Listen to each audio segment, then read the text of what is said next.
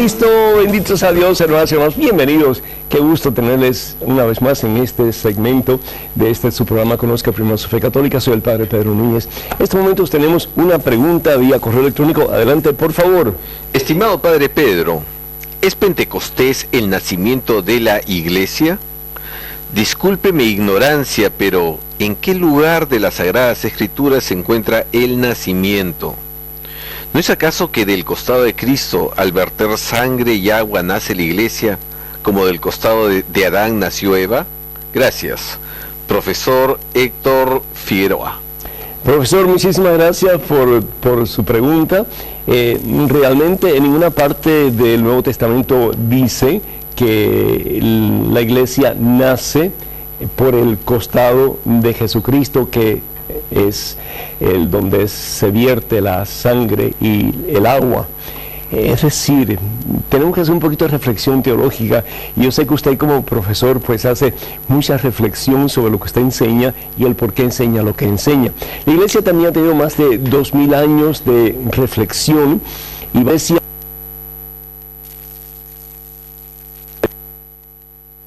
¿por qué? Porque es la Iglesia que Jesús establece para que conozcamos la verdad y la verdad nos haga libres.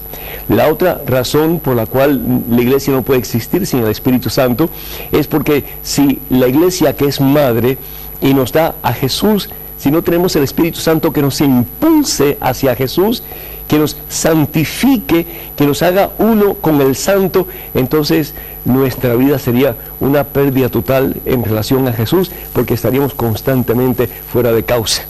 Estaríamos totalmente fuera del norte que Dios tiene para nosotros, que es el cielo.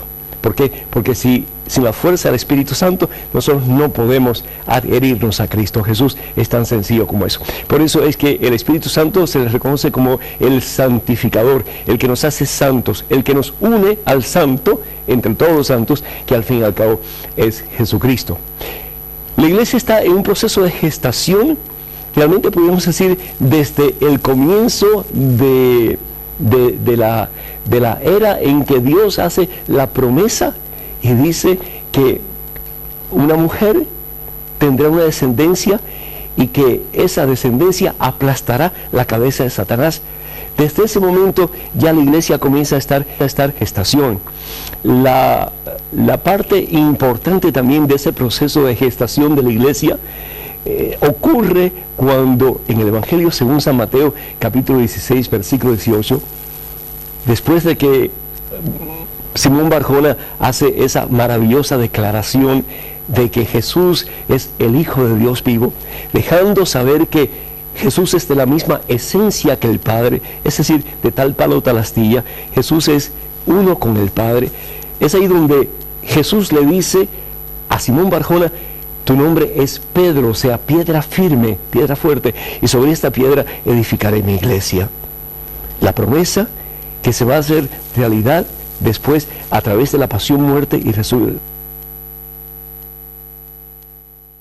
Hablo al teléfono 305-599-1343. Repito, 305-599.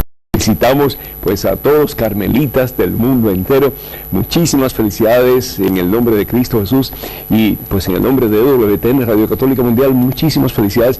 El bien que ustedes hacen, la manera en que Dios los utiliza a través especialmente de las oraciones de ustedes para que tantas almas vengan a los pies de Cristo Jesús. Muchísimas, pero muchísimas felicidades a aquellos que viven su vida en clausura, aquellos que viven su vida en semiclausura, aquellos que pues están en el mundo predicando la palabra de Dios. A todos ustedes, muchísimas gracias por todo el bien que hacen y que han hecho a lo largo de la historia. Y hablando acerca de la historia, pues todo comienza en el Monte Carmelo. El Monte Carmelo es un lugar precioso que está bañado por el mar Mediterráneo.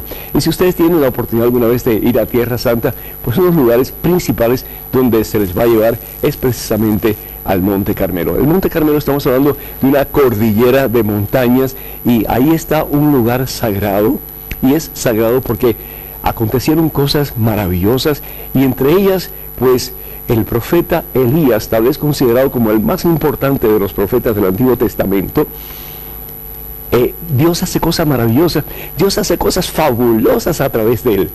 Y unas cosas grandes, maravillosas, fabulosas que hace Dios a través del profeta Elías, de este hombre que se deja en las manos de Dios, pues es lo que encontramos en el primer libro de Reyes, en el capítulo 19. El primer libro de Reyes, capítulo 19, este gran hombre de Dios y un profeta, hermanos, es uno que habla en nombre de Dios. Uno que es como que un instrumento en las manos de Dios, a través del cual Dios se comunica, como un micrófono, ¿sí? Tanto para anunciar la buena nueva que Dios quiere anunciarle al pueblo, como el denunciar el mal que el pueblo está cometiendo al apartarse de Dios. Este gran profeta de Dios, Dios había hecho cosas grandes, como dije anteriormente, entre ellas pues un tiempo en que había una sequía terrible y el profeta ora a Dios, pero con una intensidad increíble, con una fe tremenda, y cae lluvia, algo que dejó atónito a todo el mundo, a todo el pueblo de Israel. Era un hombre de mucha fe, y él tiene un encuentro con un grupo de profetas de un dios falso que se llamaba Baal. Era el dios de Mesopotamia, tal vez el más importante de todos los dioses en aquel entonces. Un dios falso, por supuesto, no el verdadero Dios al que nosotros adoramos y glorificamos. Y el caso es que tiene este encuentro y hay un reto, a ver cuál verdaderamente era el Dios real, el Dios que es dueño y señor de todo lo que ha creado. Y a través de este proceso, si ustedes van al primer libro de Reyes, capítulo 19, van a ver cómo el rey, el Dios, el amo del universo, se manifiesta a través del profeta Elías, y pierden, por supuesto, la contienda que estos 450 falsos profetas del falso dios Baal hacen en contra el verdadero profeta de Dios, que es Elías. Y bueno, pues al perder, todos son exterminados. Pero entonces después Elías tiene un problema muy serio en su interior. Se debilita espiritualmente al punto que Elías quiere morir. Él pide la muerte. Pero Dios le envía un ángel, dice la palabra de Dios, y ese ángel le da alimento del cielo. Es como una especie de antesala de lo que va a pasar con la Santa Eucaristía. Y Elías come y bebe y se vuelve a acostar. Como que para nosotros es algo maravilloso, porque ¿cuántas veces debemos de comer y de beber el cuerpo y la sangre de Jesucristo en la Santa Comunión antes de estar verdaderamente fuertes y equipados para nuestra jornada hacia la meta definitiva, que es el cielo? Y finalmente vuelve otra vez el ángel y le da de comer y le da de beber, y con la fuerza que tiene, dice la palabra de Dios, que recibe del cielo, puede caminar en su jornada hacia la meta que Dios tiene para él, que es el monte Horeb. La palabra Horeb significa monte de Dios. Y al fin y al cabo es la meta que Dios tiene para Elías, y ahí él va a tener un encuentro fabuloso con Dios. Pero esa es otra historia. Nosotros también tenemos una meta, un monte Horeb que alcanzar, la cima del monte Horeb, y esa cima al fin y al cabo es el cielo.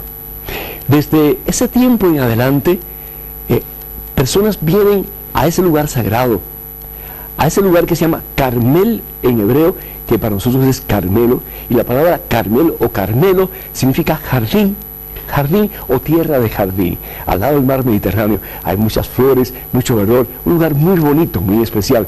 Y comienzan a venir personas que quieren ser ermitaños, que quieren estar como que apartado del mundanal ruido para poder estar en presencia de Dios a través de la oración y a través de la penitencia. Pasa el tiempo y estos ermitaños, que viven cada cual en un lugar diferente del área del Monte Carmelo, comienzan a invocar la intercesión de María Santísima para que ellos de verdad puedan ser hombres de Dios.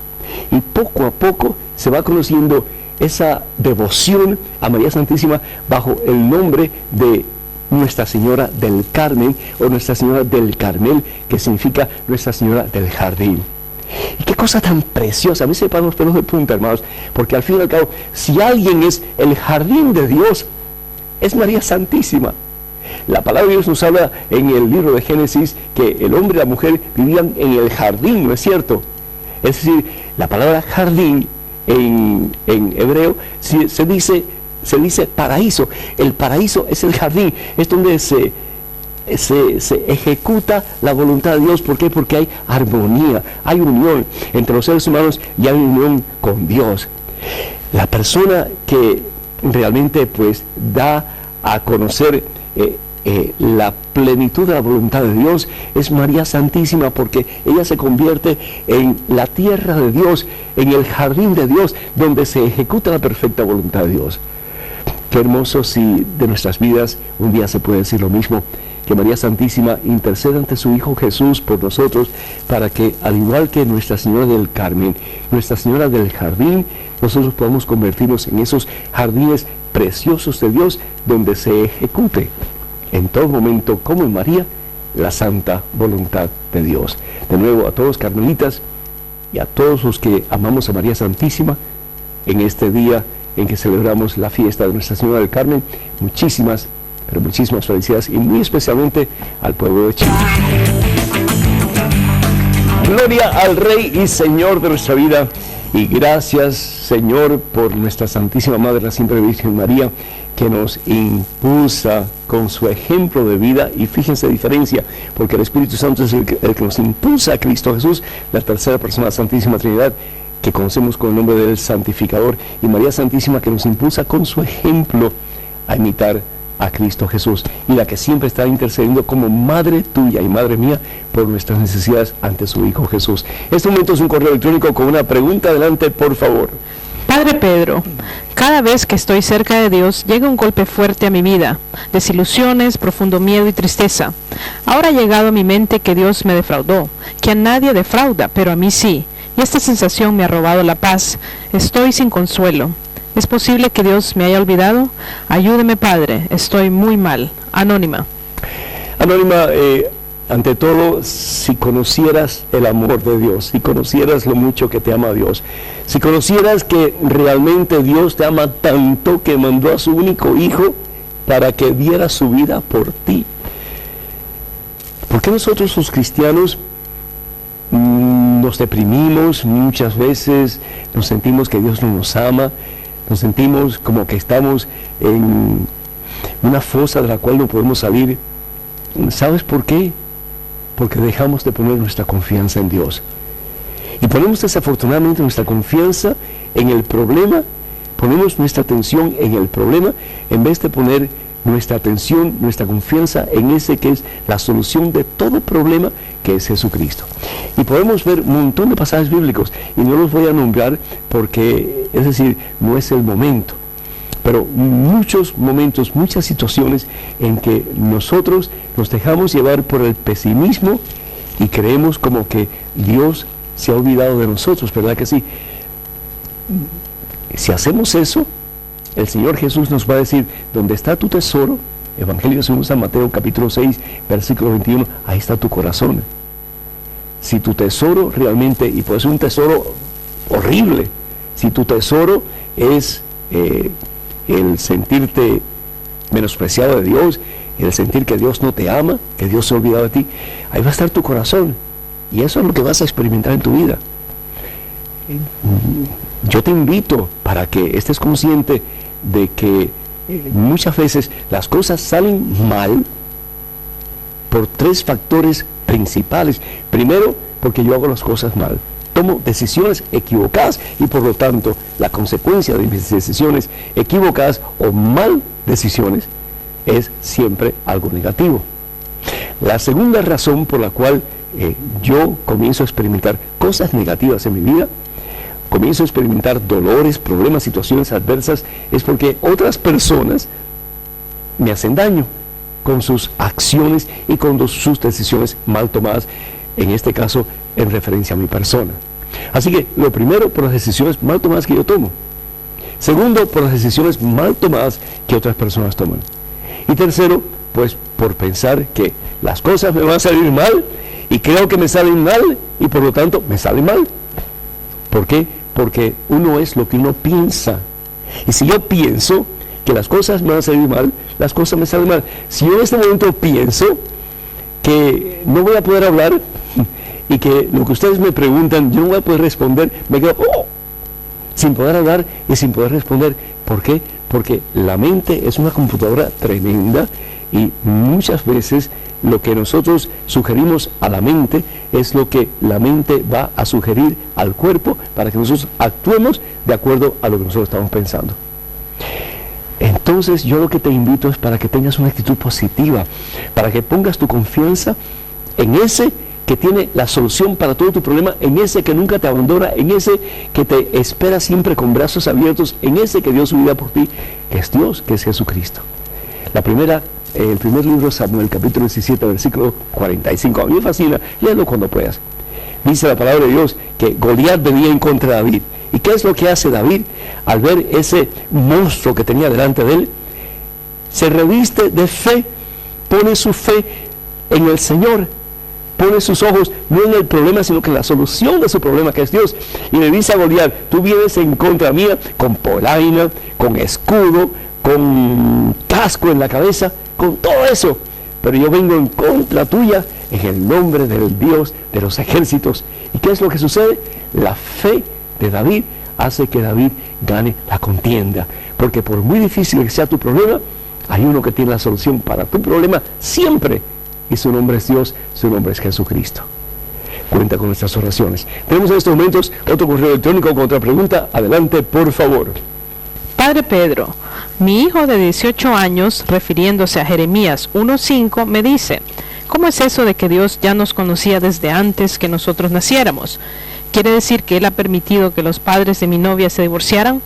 Si ya estábamos en su mente desde antes de que naciéramos y ya nos amaba desde antes, ¿quiere decir que ya sabía todo lo que nos pasaría? Por favor, ayúdeme a explicar esto. Teresa Contreras. Teresa, Señor te bendiga. Muy interesante la pregunta. A ver si puedo responderla en una forma que tú lo entiendas. Dios es el eterno presente. Dios es el eterno presente. En Dios no hay pasado, en Dios no hay futuro.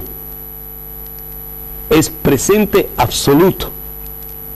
Dios crea porque el amor es un poder creativo y Dios es amor. Primera de Juan capítulo 4 versículo 16. Dios es amor y Dios crea. Es igual que tú cuando te casaste con tu esposo, el amor de ustedes hizo que ustedes procrearan, es decir, que colaboraron con Dios para crear al hijo de ustedes. Bendito sea Dios. Dios, porque es amor, Dios crea. Dios no puede hacer otra cosa sino que crear. El amor, de nuevo, es un poder creativo. Pero no podemos hablar de Dios antes y Dios después. ¿Sabía Dios que el papá y la mamá de la novia de tu hijo se iban a divorciar? La respuesta es no. Es decir, Dios no sabía porque no hay un antes, ni hay un después. A ver si me puedo entender. Dios es el eterno presente. Cuando una persona nace, cuando Dios crea una persona, en ese momento presente, esa persona muere. El tiempo es un invento del ser humano, pero Dios está fuera del tiempo. Por eso es que Dios le puede decir a Dimas, el buen ladrón: hoy mismo estarás conmigo en el paraíso. Hoy. Tal vez, de acuerdo al concepto del tiempo del ser humano, Dimas tuvo que pasar un montón de tiempo en el purgatorio. Pero como Dios está fuera del tiempo, en ese momento en que Dimas muere, Dimas está en el paraíso. Dimas está en la presencia de Dios. Entonces, ¿quería Dios que el papá y la mamá de la novia de tu hijo se divorciaran? Por supuesto que no. Dios es amor y Dios busca la unidad de sus hijos. Dios quiere que nosotros amemos con la misma intensidad con que Dios nos ama a nosotros. Ahora, el decir que Dios sabe lo que va a pasar en el futuro, Dios no sabe. Es decir, Dios no sabe el futuro porque Dios no es futuro, Dios es presente. Y Dios, por lo tanto, no tiene conocimiento del futuro porque el futuro no se ha hecho todavía. El ser humano colabora con Dios y Dios es el que hace el futuro en el eterno presente. Pero no hay futuro porque Dios es presente, Dios no es futuro, ni ha habido pasado porque Dios no es pasado, Dios es presente. Eso es precisamente lo que Dios le dice a Moisés en el evento de la zarza ardiendo, ¿no es cierto? Cuando Moisés le pregunta: ¿y tú quién eres? ¿Qué le puedo decir al faraón? ¿Cómo tú te llamas? ¿Y qué es lo que le dice Dios? Yo soy. Es decir, Yahvé, yo soy el eterno presente. ¿Cómo explicar esto? Pues también me gusta mucho la historia que me contó mi productor, Pablo Pilco, y se refiere a dos trenes que vienen desafortunadamente sobre el mismo carril, uno en contra del otro. Y aquí hay una montaña, y encima de la montaña está una persona que está divisando todo lo que va a pasar. Es decir, por aquí viene un tren y por aquí viene otro. Y si los dos siguen en la misma dirección, van a chocar más tarde o más temprano. Así es Dios.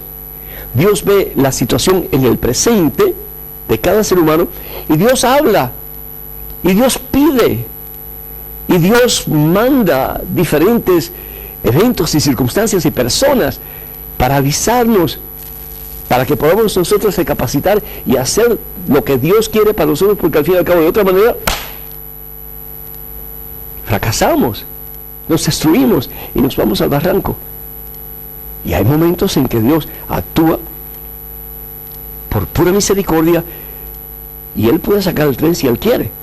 Momentos específicos en que Dios interviene en la ley natural, es decir, en los eventos naturales de la creación. Dios interviene, pero son momentos muy específicos y momentos muy contados. ¿Por qué? Porque Dios respeta la ley que Él ha puesto en su creación. Entonces, en el nombre del Señor Jesús, que estemos conscientes de que Dios no quiere el mal. Por encima de todo, Dios no quiere el mal. Dios quiere nuestro mejor bien, porque al fin y al cabo Dios es amor. Nosotros, desafortunadamente, somos los que muchas veces actuamos en contra de la voluntad de Dios, y haciendo lo que está en contra de la voluntad de Dios, pues al fin y al cabo sufrimos las consecuencias de nuestras vidas y hacemos que otros sufran también.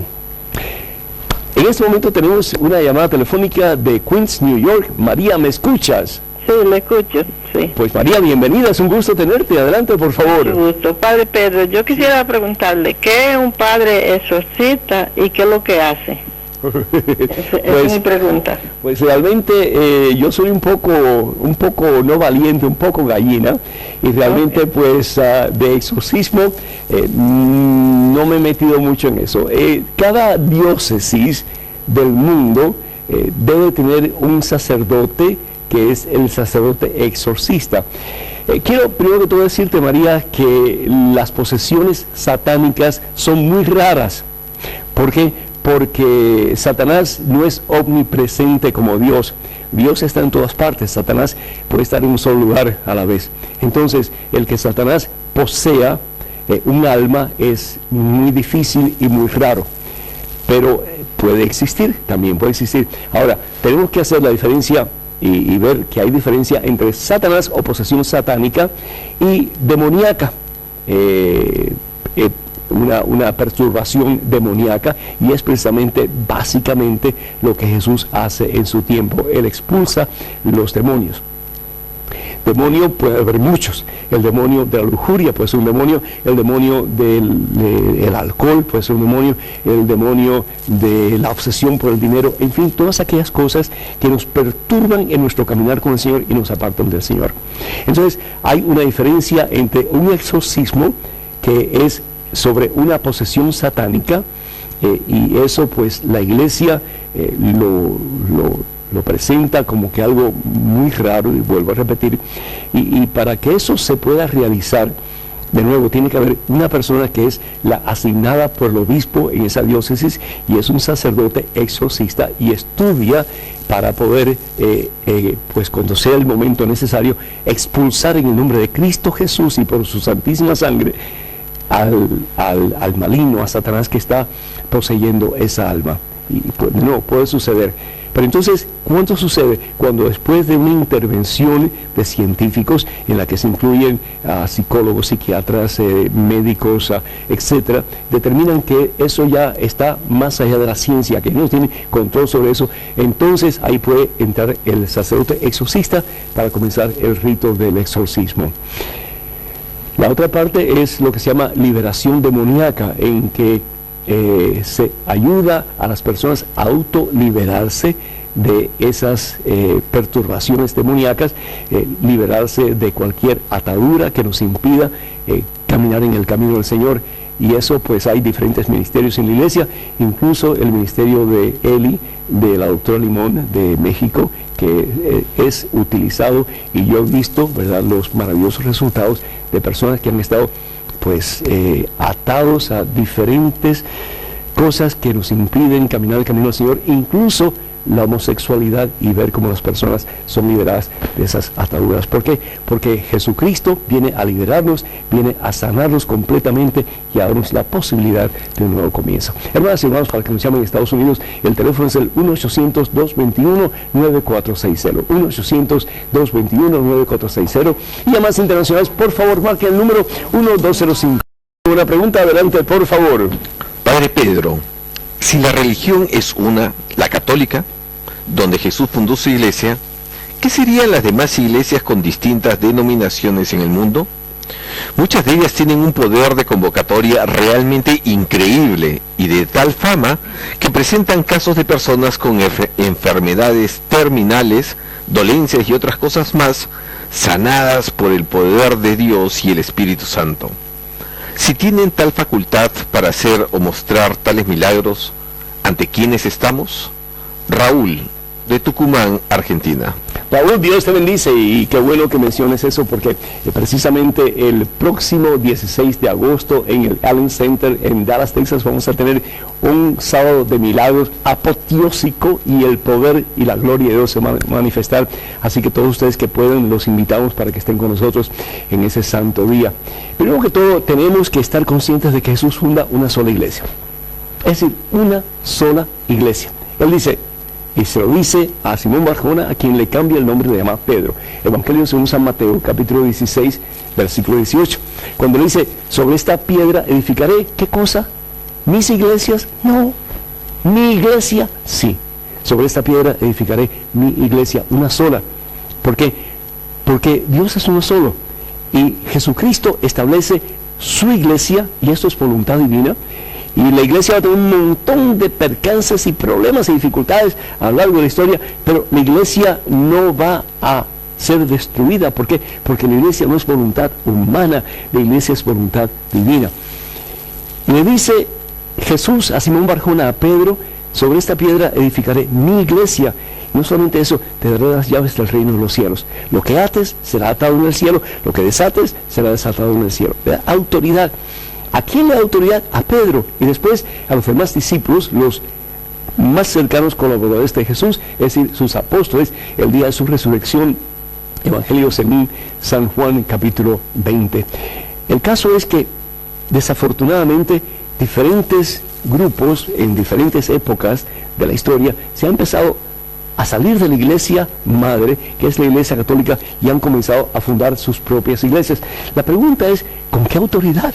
¿Con qué autoridad? Si la autoridad se la da Jesús a Simón Barjona, a Pedro particularmente, y después a los demás miembros del colegio apostólico, es decir, a los apóstoles, y les dice, vayan y prediquen y bauticen. Evangelio según San Mateo, capítulo 28, versículo 19 y 20, y sepan que estaré con ustedes siempre hasta el fin de los tiempos. Entonces, le da autoridad a ellos específicamente, y a aquellos que van a venir detrás de ellos por sucesión apostólica, es decir, a través de la imposición de las manos. Pero hoy día, desafortunadamente, en Estados Unidos nada más hay más de 36,000 iglesias, y todas son diferentes, y todas tienen una teología un poco diferente a la otra, y todos dicen, yo tengo la verdad. Desafortunadamente, ¿qué es lo que pide el Señor Jesús en el Evangelio según San Juan, capítulo 17, versículo 21? Evangelio según San Juan, capítulo 17, versículo 21. Padre, que todos sean uno como tú y yo somos uno. Mi pregunta es, ¿quieres tu papá que tus hijos estén todos divididos? ¿Quisieras tu mamá que tus hijos estén todos divididos? Por supuesto que no. Jesús dice entonces, si ustedes que son malos saben cosas buenas darle a sus hijos, ¿cuánto más mi Padre Dios no querrá lo mejor para ustedes? ¿Y qué es lo mejor para ustedes? Que los amemos. La primera carta de San Pablo a los Corintios, el capítulo 10, el versículo 26, ¿qué es lo que dice San Pablo? Todo está permitido, pero no todo es provechoso. Es decir, ¿permite Dios que haya división en su iglesia, es decir, en su cuerpo? Por supuesto que lo permite. ¿Por qué? Porque Dios permite nuestra libertad. ¿La acepta Dios? ¿La quiere Dios? Por supuesto que no. Dios no la quiere. ¿Qué es lo que dice entonces la palabra de Dios? ¿Por qué hay tanta gente que se va a la iglesia? Dos razones básicas. Primero que todo, por nuestra propia culpa, como pastores de la iglesia y como miembros de la iglesia de Jesucristo, la iglesia católica, por comodidad, por minimalismo, hacemos lo menos, no evangelizamos, no somos muchas veces testigos fieles del poder de Dios en nuestras vidas y en las vidas de nuestros semejantes. El testimonio de vida que damos no siempre es el mejor. Estamos mucho más preocupados nosotros por nosotros mismos que por la ayuda a los demás, por buscar almas para Cristo. Nos olvidamos que estamos en el negocio de salvar almas para el Señor. Y por lo tanto, por nuestra comodidad, por nuestra mediocridad en nuestra relación con el Señor, hay gente que se va por otros lados buscando una misa, no una misa, pues una misa o un servicio más activo, más alegre, porque a veces los nuestros son un poquito aburridos, hermanos. Pero culpa nuestra es. Es decir, tenemos lo más maravilloso de la Eucaristía, que es el mismo Dios que se nos da por amor, y sin embargo, como verdad, no hombre, ¿qué es eso? Y la otra razón es por culpa de aquellos que se van, porque no toman el tiempo para conocer a fondo las enseñanzas de la iglesia. Porque se dejan llevar por cualquiera que les dice, mira, aquí va a estar mejor, aquí se canta mejor, aquí se va mejor, y ahí se van. Pero con una teología muy mal fundada de su propia iglesia. Y por eso dice San Pablo en su segunda carta a Timoteo, en el capítulo 4, versículos del 3 al 4, lo siguiente, y esto es duro, pero lo dice la palabra de Dios, y tenemos nosotros que por lo menos pues tratar de meditar sobre esto, ¿no? Pero ¿qué es lo que dice la palabra de Dios? Fíjense, y con esto termino.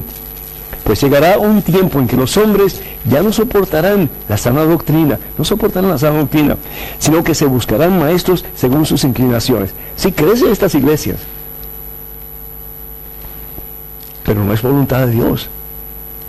Dice, hábiles de captar su atención, sí, mucha música, mucha alabanza, etc.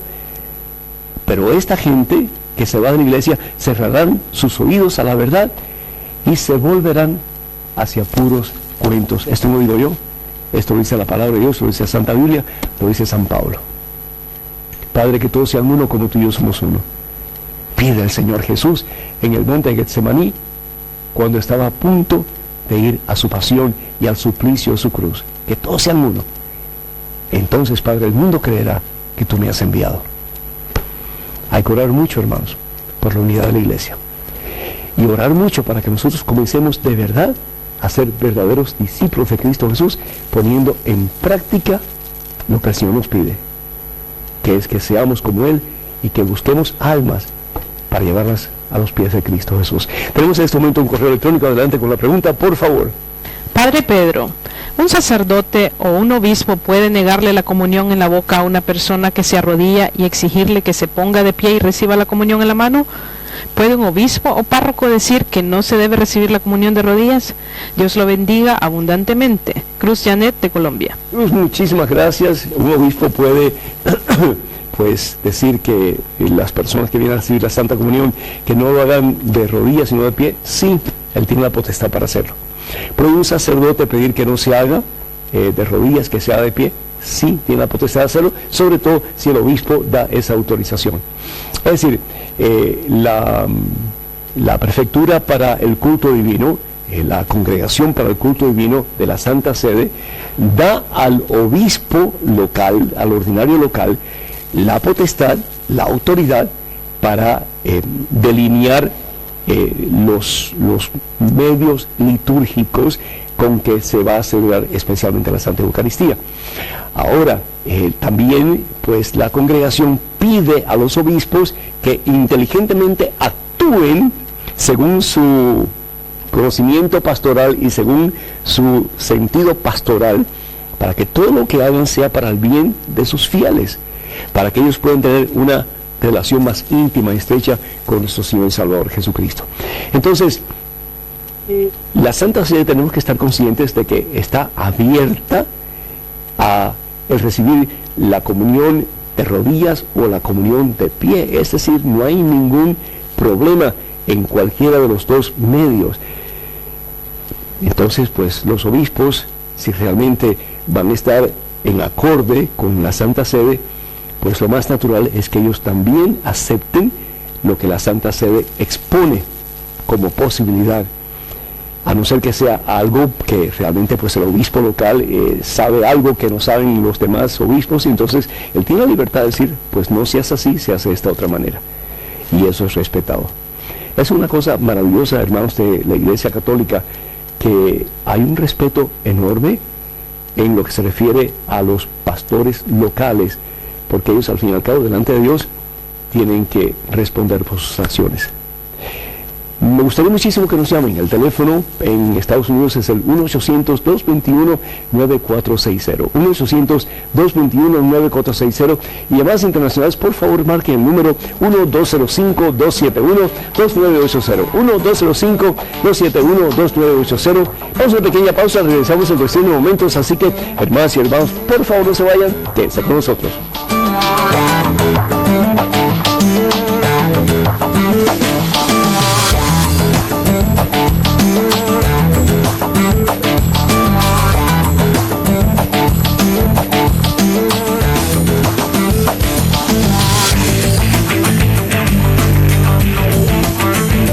Bueno, hermanos y hermanos, que estamos de regreso juntos compartiendo la palabra de Dios, y qué rico porque aprendemos, compartimos y pues nos acercamos más unos a otros. Este momento es un correo electrónico con una pregunta. Adelante, por favor. Padre Pedro, si la última cena del Señor fue con 2 especies, ¿por qué en la comunión solamente se le da al creyente una, el pan? Se podría entender que por asuntos de comodidad o economía, pero en nuestro medio muchos sacerdotes utilizan un poco de vino unido a la hostia. Raúl de Manizales, Colombia. Raúl, muchísimas gracias, Dios te bendiga. Ante todo, no es por comodidad que el sacerdote opta por dar solamente el cuerpo de Cristo. Estamos conscientes de que cuando el Señor Jesús celebra la última cena, que es la primera misa realmente que se celebra, Jesús la celebra con sus más cercanos discípulos, que son sus apóstoles. Y en el Evangelio según San Lucas, capítulo 22, versículos 19 y 20, dice la palabra de Dios que Jesús toma el pan y da gracias y lo parte diciendo, esto es mi cuerpo. Es decir, aquí está mi ser, aquí está la totalidad de mi vida, aquí está todo yo. Y hace lo mismo con el cáliz que tenía vino. Jesús está celebrando la Pascua judía, pero Jesús añade estas maravillosas palabras al rito judío y le da una nueva dimensión, y la nueva dimensión que Jesús le da es decirle a sus más cercanos colaboradores, este soy yo que me entrego por amor a ustedes, este es mi cuerpo y esta es mi sangre. Los sacerdotes en el mundo entero tienen la opción de dar la comunión bajo las 2 especies, a no ser que el ordinario local, es decir, el obispo, lo impida, pero tenemos la opción de dar bajo las 2 especies, es decir, el cuerpo del Señor, que es el pan eucarístico, la hostia consagrada, y la sangre del Señor, que es el vino consagrado, que ya no es vino y ya no es pan, sino que es el cuerpo y la sangre del Señor. O lo puede hacer de una sola forma, dando el cuerpo del Señor, dando la hostia consagrada. Y en esa hostia consagrada, en ese pan vivo bajado del cielo que el sacerdote da a la feligresía, ahí está la totalidad de Jesús. Ahí está su cuerpo, enseña a la iglesia, ahí está su sangre, ahí está su humanidad, ahí está su divinidad, ahí está su alma. Y cuando nosotros damos el cuerpo de Cristo, y iba a decir yo solamente, y no puedo decir solamente porque lo estamos dando todo, estamos dando la totalidad de Dios.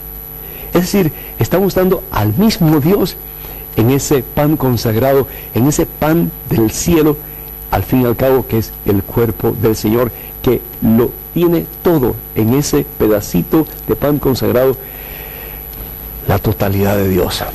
Entonces no es ni por comodidad ni por economía, sino que existen, de acuerdo a la iglesia, esas 2 opciones. Bendito sea Dios. Quiero decirles, hermanas y hermanos, en este momento recibimos una llamada de Consuelo Rosales de Texas. Pide oración por la novia de su hijo que está en estado de coma. Tiene 5 días sin despertar y necesita pues mucha oración, y pedimos al Señor que en este momento toque el Señor el corazón, la mente, el cuerpo de la novia de tu hijo, Consuelo, y que si es la voluntad de Dios, y así lo pedimos con todo nuestro corazón, que ella pueda revivir, salir del estado de coma y experimentar salud plena, salud abundante, en el nombre de Cristo Jesús y por su preciosísima sangre. Bendito sea Dios. Y también Ernesto de Ocala, Florida, pregunta por carta, ¿qué significa Deus meus et omnia? Deus meus et omnia, y significa mi Dios y mi todo. Mi Dios y mi todo. Qué hermoso que nosotros podemos decir con María Santísima, mi Dios y mi todo. Esclavo tuyo, Señor, esclava tuya, hasta el último suspiro de mi vida, y todo tuyo, tus tubos, para siempre, para toda la eternidad. Tenemos muchísimas llamadas, benditos a Dios, muchísimas preguntas, doy gracias a Dios. Esta dice así: Padre, ¿por qué los evangelios de María Magdalena y otros discípulos no son aceptados por la iglesia y no aparecen en la Santa Biblia? Yo creo que son seguidores y hombres de Dios y que son escritos verdaderos.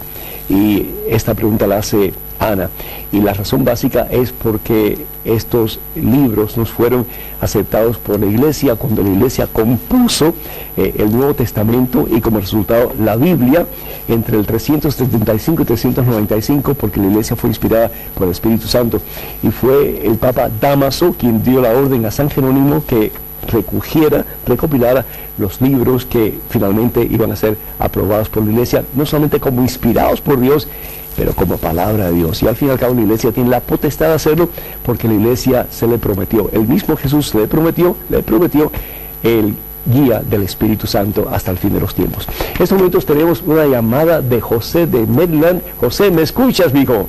Sí, padre, le escucho. Bienvenido, José, adelante, por favor. Sí, la pregunta que quiero que me haga, son dos, pero si no puede contestarme las dos, pues que sea una. ¿Puede un sacerdote negarle un servicio religioso a una persona que se ha suicidado? Es decir, comprendo. Un amigo mío se suicidó. Sí. Entonces vino un hermano de él y Juan del sacerdote ahí de mi parroquia, que le hiciera una misa de cuerpo presente. Él se le negó rotundamente, le dijo que no podía. ¿Y qué hizo tu amigo? Le dijo al amigo que no podía hacerle la misa de cuerpo presente porque esa persona era posible que no se enterrara ni en el cementerio, sino que era posible en el monte. Mira, yo creo que mi hermano sacerdote tiene que instruirse un poquito más, porque la iglesia no solamente acepta que la persona que se suicida pueda ser enterrada en Campo Santo, es decir, en el cementerio, y tener la Santa Misa, que al fin y al cabo es el mismo Jesús que se ofrece al Padre por el perdón del alma de esta persona que se suicidó. Y segundo, si bien es cierto que el suicidio es un pecado serio porque atentamos contra algo que no nos pertenece, que es la vida que le pertenece a Dios, también la iglesia habla de la importancia de creer en la misericordia de Dios. Y si bien es cierto que la persona ha cometido un acto muy, muy grave, también creemos que hasta el último instante de la vida de la persona, Dios da la gracia para que esa persona se arrepienta y se reconcilie con Dios y pueda entrar, después de un proceso purgatorio, por supuesto, en la presencia de Dios. De ahí la importancia de la misa por las personas que mueren, porque es el mismo Dios, el mismo Cristo Jesús, quien se ofrece al Padre como víctima por la expiación de los pecados de la persona que ha muerto. Entonces, qué pena que ese sacerdote haya dicho eso, porque no es correcto. Entonces, pedimos por el alma de esta persona que se suicidó. Yo te prometo celebrar una misa por el alma de esa persona, y también, pues al mismo tiempo, voy a orar mucho por mi hermano sacerdote para que tenga una mejor instrucción en la teología de la iglesia, las enseñanzas de la iglesia, y pues pueda guiar al gremio de Dios, al pueblo de Dios, en una forma mucho más correcta. Tenemos que orar por nuestros sacerdotes, porque al igual que los doctores, no todos tienen la misma educación, la misma formación, ni tampoco pues la misma disposición. Así que tenemos que orar mucho para que tengamos sacerdotes bien instruidos y sacerdotes santos para la gloria de Dios. Este fin de semana, con el favor de Dios, voy a estar en Dallas, Texas, con el Ministerio Jóvenes para Cristo. Así que espero verlos por allá, si Dios lo permite. Esto va a ser el próximo sábado y domingo 19 y 20 de este mes de julio. Para más información, por favor, comuníquense con el hermano Mauro Silva y el teléfono es el 214-670-2066. 214-670-2066. Y tenemos pues ya muy pronto, el día 16 de agosto en Dallas, Texas, el esperado Sábado de Milagros. Y esto pues va a ser todo un día. Va a estar el hermano Nilo Vélez con su grupo Misioneros de Jesús. Va a estar también nuestro queridísimo Pepe Alonso del programa Nuestra Fe en Vivo. Va a estar el padre Eduardo González de Dallas, Texas, y este servidor, el padre Pedro Núñez. Para más información, por favor, comuníquense ya al teléfono 214-527-4839. 214-527-4839. Hermanos, muchísimas gracias por su sintonía. Me gustaría mucho también que ustedes visitaran la tienda de regalos de mensaje. Hay muchísimas cosas lindas para regalar y también para ustedes mismos. Vayan a regalosdemensaje.com y ahí van a encontrar muchísimas cosas hermosas. Les recordamos sus oraciones por este ministerio de WTN y Radio Católica Mundial, y también les invitamos para que sean partícipes de la fuente de ingreso de este ministerio que está haciendo tanto bien y salvando a tantas almas. Sus donaciones son más que bienvenidas. Que la bendición de Dios Todopoderoso, Padre, Hijo y Espíritu Santo, descienda sobre cada uno de ustedes, sobre sus seres queridos, y esté con ustedes por siempre. Hermanos y hermanos, que pasen un día muy feliz y hasta el próximo miércoles. Dios primero.